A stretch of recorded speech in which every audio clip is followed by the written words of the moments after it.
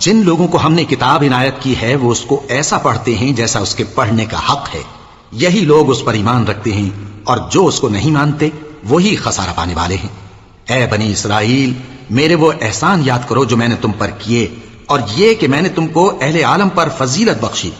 اور اس دن سے ڈرو جب کوئی شخص کسی شخص کے کچھ کام نہ آئے، اور نہ اس سے بدلہ قبول کیا جائے، اور نہ اس کو کسی کی سفارش کچھ فائدہ دے، اور نہ لوگوں کو کسی اور طرح کی مدد مل سکے۔ اور جب ابراہیم کی اس کے پروردگار نے چند باتوں میں آزمائش کی تو وہ ان میں پورے اترے۔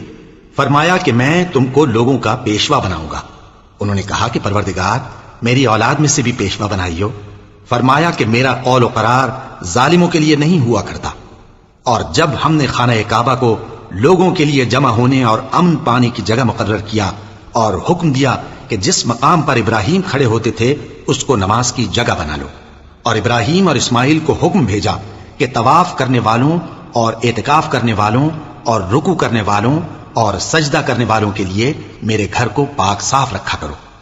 اور جب ابراہیم نے دعا کی کہ اے پروردگار، اس جگہ کو امن کا شہر بنا، اور اس کے رہنے والوں میں سے جو اللہ پر اور روز آخر پر ایمان لائیں ان کے کھانے کو میوے عطا فرما، تو اللہ نے فرمایا کہ جو کافر ہوگا میں اس کو بھی کچھ مدت تک سامان زندگی دوں گا، مگر پھر اس کو عذاب دوزخ کے بھگتنے کے لیے مجبور کر دوں گا، اور وہ بری جگہ ہے۔ اور جب ابراہیم اور اسماعیل بیت اللہ کی بنیادیں اونچی کر رہے تھے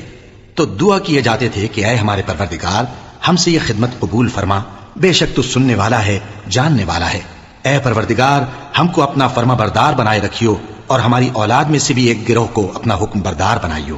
اور پروردگار، ہمیں ہمارے طریق عبادت بتا، اور ہمارے حال پر رحم کے ساتھ توجہ فرما، بے شک تو ہی توجہ فرمانے والا ہے، مہربان ہے۔